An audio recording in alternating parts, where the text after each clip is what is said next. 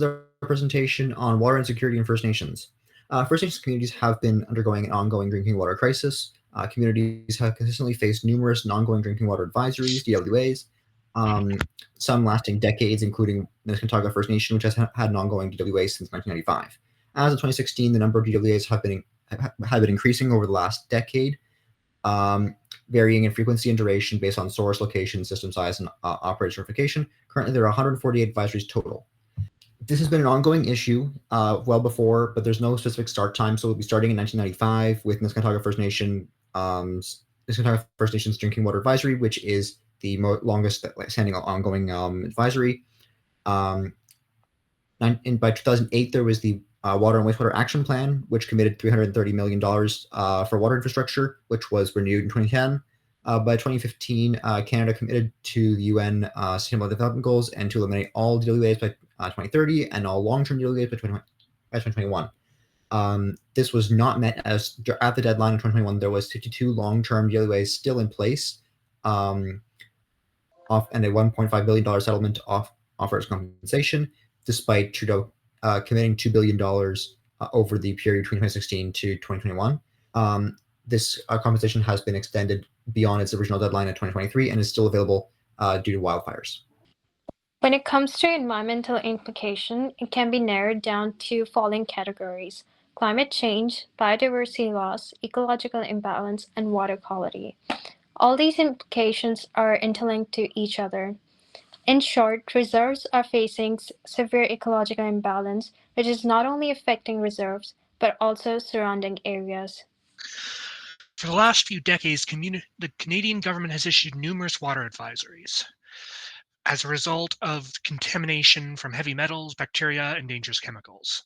To help try and alleviate and prevent further contamination, the government has been creating initiatives to plan and protect water sources. To accomplish this, the federal government have created several public-private partnerships. However, by doing this and utilizing private investors to fund public infrastructure, Native communities are functionally denied control over their own sources of water, including the jobs that come along with facilities used to filter said water.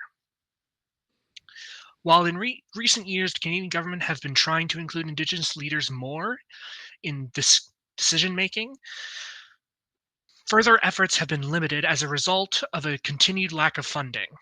And if that was not enough, there are other complications by way of jurisdiction.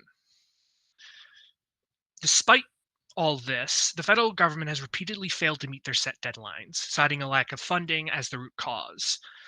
However, during the same amount of time, they have spent billions on foreign aid so that other countries may have access to that which many who live within our own borders are without. First Nations across Canada have been struggling to resolve water insecurity for decades. At this moment, the water quality has been negatively deteriorated, making it unsuitable for consumption usage and usage for any purposes. Many Indigenous communities travel far distances to get water, as most reserves are located on remote regions, and inaccessibility to urban water infrastructure has made communities to heavily rely on well water for daily activities. These wells can be contaminated by animals in the environment. An article by Rural Health in 2015 talks about a field study on the public water usage in Indigenous communities. This study reveals gastrointestinal infections are the most common disease in the community. The consumption of the highly contaminated water has led to health crises in reserves. Many present are suffering from gastrointestinal troubles, cancer, severe eczema, and other infections. The crisis has persisted on for decades, but timeline of every government remains the same, addressing issues with higher commitment and initiating actions, and ultimately ignoring the whole issues and Indigenous voices at the end of their term. Indigenous water security around the world is supported by effective community-led designs. In Canada, smart filtration systems and microbial testing adapted to reserve conditions to help ensure safe water using local resources. In Yukon, trained community members operate lab-grade monitoring stations. Bill C-61 promotes Indigenous control over water system. To truly advance water autonomy, it's essential to maintain open communication and ensure Indigenous communities are fully involved in all the decision-making processes.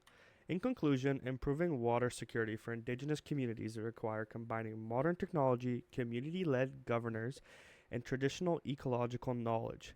Canada has lifted 148 long-term advisors, yet 38 remain, with 36 short-term still active as today. To finish the job, Canada must partner with First Nation on culturally appropriate systems and support innovations from biofilters to fog harvesting. Only through a unity of science and Indigenous leadership can we ensure safe, reliable water for the next generation.